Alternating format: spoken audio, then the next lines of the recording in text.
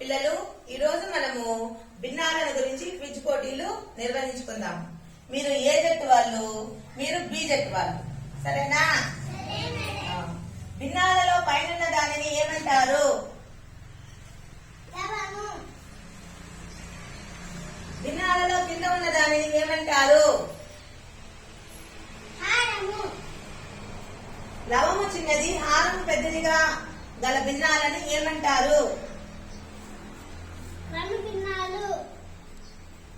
లవము పెద్దది, హారము చిన్నదిగా ఉండే భిన్నాలను ఏమంటారు?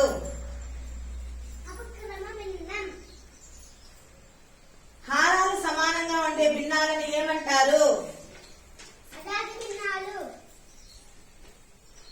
లవము ఒకటిగా గల భిన్నాలను ఏమంటారు?